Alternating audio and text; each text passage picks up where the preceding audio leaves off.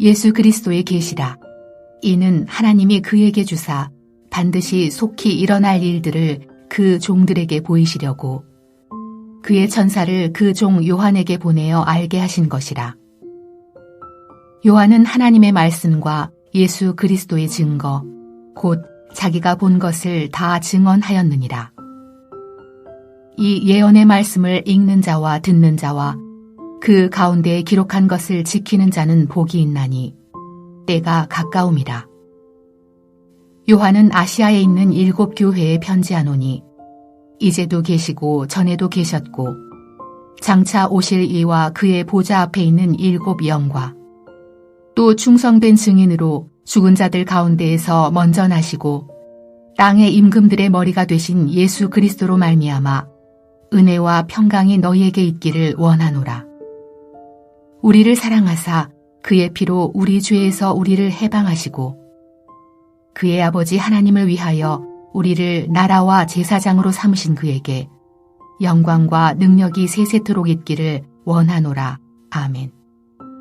볼지어다 그가 구름을 타고 오시리라. 각 사람의 눈이 그를 보겠고 그를 찌른 자들도 볼 것이요 땅에 있는 모든 족속이 그로 말미암아 애곡하리니 그러하리라. 아멘. 주 하나님이 이르시되 나는 알파와 오메가라. 이제도 있고 전에도 있었고 장차 올 자요 전능한 자라 하시더라. 성경 66권 가운데 요한계시록만큼 오해를 받고 있는 책도 드물 것입니다. 한국 정치가 좌파와 우파로 서로 나누어져서 양극화되어 있는 것처럼 요한계시록 역시 양극단으로 치우쳐 있습니다. 한쪽에서는 아예 무시해서 알 수 없는 책으로 취급하고 있고 또 다른 쪽에서는 과도하게 집착해서 종말에 대한 비밀을 담고 있는 책으로 취급합니다.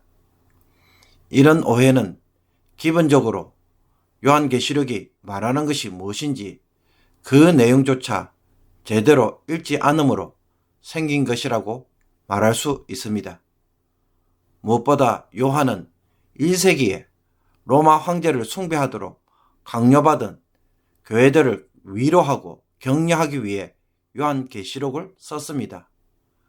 그러므로 지금이 아닌 아주 먼 미래에 있을 종말에 대하여 이야기를 하고 있는 것으로 보고 읽는 것은 요한이 이 편지를 쓴 목적을 놓치게 만들어버립니다. 요한계시록은 성경의 맨 마지막에 위치하면서 창세기에 대하여 대답을 하는 역할을 합니다. 창세기가 모든 일의 시작을 알렸다면 요한계시록은 그 일의 완성을 보여주고 있는 것입니다. 특히 창세기가 하늘과 땅의 창조로 시작되었다면 요한계시록은 새 하늘과 새 땅이라는 새 창조로 마무리되면서 하나님의 언약이 결국에는 완성된다는 것을 말하고자 합니다. 그러니 종말적 사건에 집착하기 전에 언약이 어떻게 성취되는지를 더 주목하고 읽어야 하는 것입니다. 요한계시록은 기본적으로 사절에서 보듯 아시아에 있는 7 교회에 보낸 편지입니다. 요한은 무슨 내용으로 또 왜 이 편지를 썼을까요? 1절과 2절을 보면 요한이 편지를 통해 전하고자 했던 내용은 예수 그리스도의 계시입니다.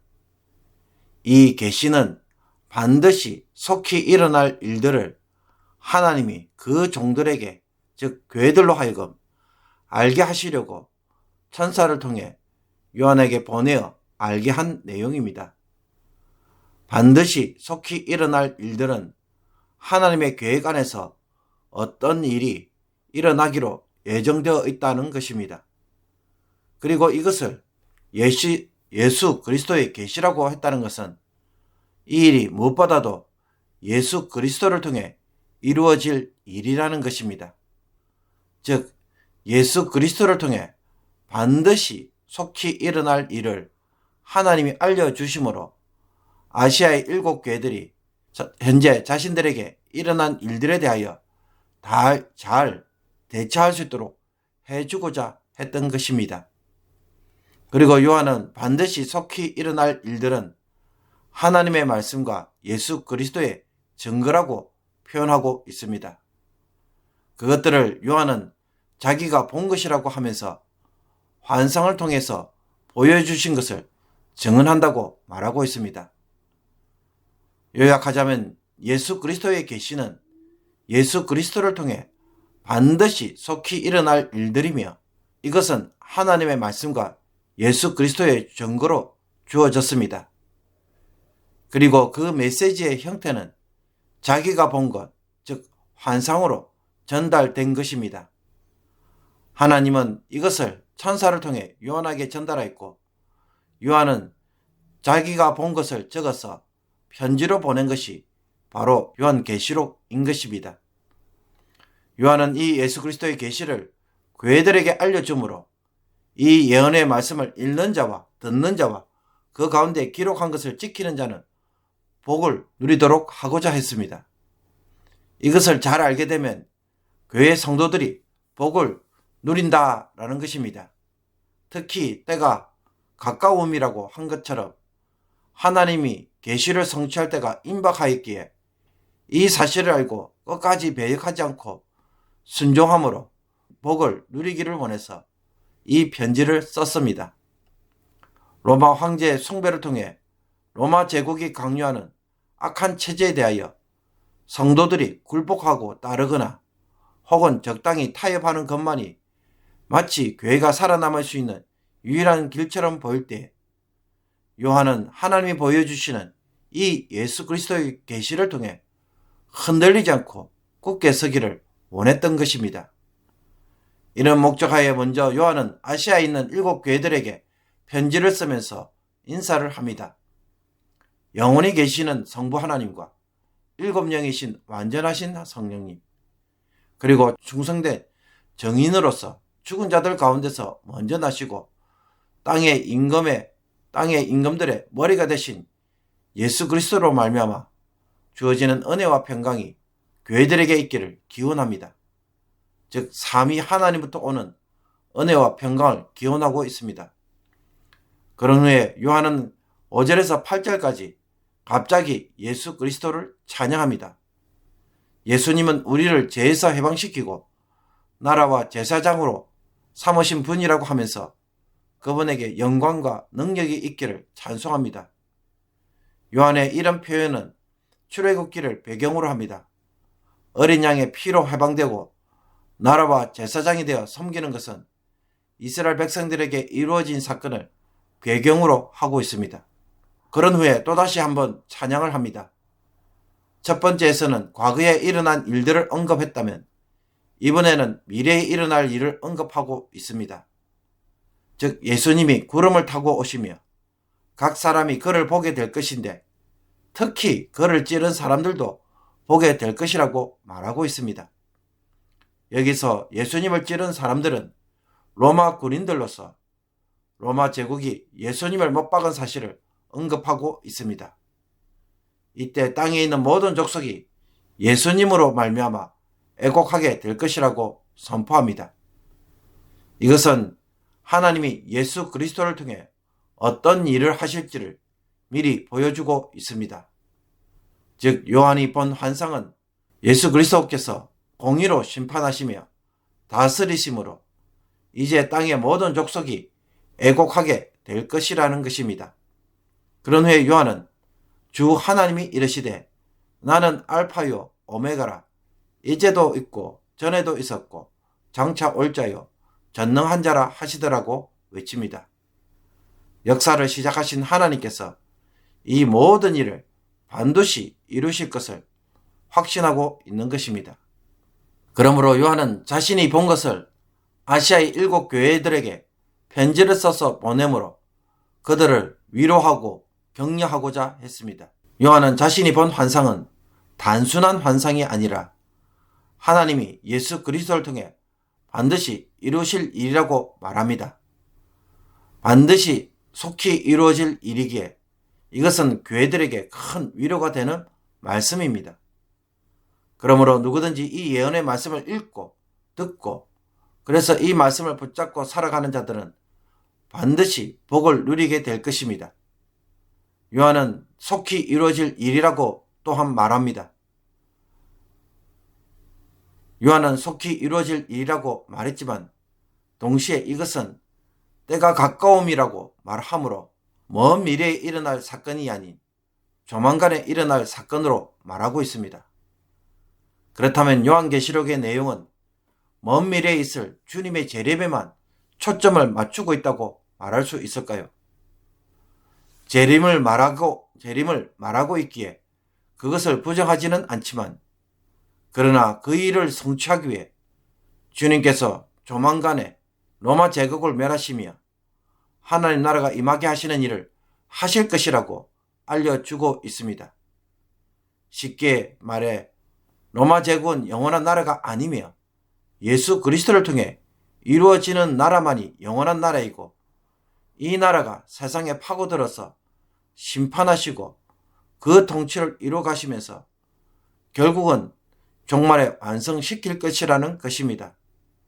요한의 환상을 통해 성도들이 이것을 보게 된다면 그들은 이 세상에서 타협하는 자들이 아니라 하나님의 제사장 나라로 살아가는 것을 굳게 붙잡게 될 것입니다.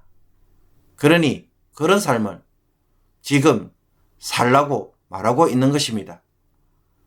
현실적으로 보면 과거부터 지금까지 세상 나라가 영원한 나라인 것처럼 보이고 우리를 나라와 제사장으로 삼으시고 장차 임하실 주님은 늘 감춰진 형태로만 보입니다. 아니, 아무것도 하지 않는 것처럼 보이며 무기력하고 패배자처럼 보입니다. 이렇게 세상으로 눈이 가리워진 자들에게 요한은 자신이 본 환상을 들려주고 보여주므로 세상에서 하나님의 환상, 즉 계시를 보고 살아갈 것을 요구하고 있습니다. 세상이 현실이 아니라 하나님이 보여주시는 환상이 진짜 현실이며 최종적으로 이루어지는 세상의 결말이라는 것입니다. 성도가 이것을 안다면 세상에서 사는 것에 목적을 둘 것이 아니라 타협하며 길들여질 것이 아니라 하나님의 말씀대로 사는 것에 생명을 걸고 살아야 하는 것입니다. 예수님이 반드시 오셔서 완성시킬 것이라는 사실의 기초에서 타협하지 않는 마음으로 살아가는 성도가 되기를 하나님은 기대하고 계시는 것입니다. 이런 성도가 되려고 한다면 세상이 영원한 것처럼 전혀 바뀌어지지 않을 것처럼 어쩔 수 없이 타협해야만 한다는 생각부터 버려야 할 것입니다. 이 생각이 이 말씀을 통하여 오늘 무너지기를 원합니다.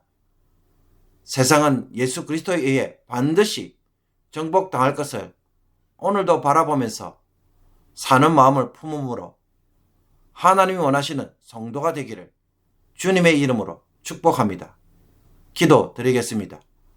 우리를 피로 사셔서 구원하시고 나라와 제사장을 삼으신 주님, 이 주님께서 우리로 하여금 세상을 정복하고 다시 차지하게 하시며 가나안 땅이 아닌 영원한 나라, 새하늘과 새 땅으로 인도하실 것을 날마다 바라보게 하여 주옵소서.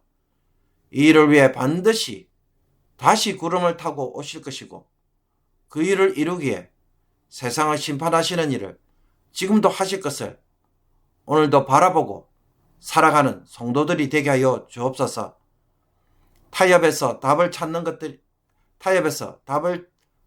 찾는 자들이 아니라 순종을 통해 완성에 참여하는 자들이 되게 하여 주옵소서. 세상을 이제는 더 이상 높이지 않고 삶의 기준점으로 삼는 것을 포기하게 하여 주옵소서. 세상을 창조하신 하나님께서 역사를 반드시 완성시키기에 이 일에 참여한 자가 되게 하여 주옵소서. 예수 그리스도의 이름으로 기도하옵나이다. 아멘.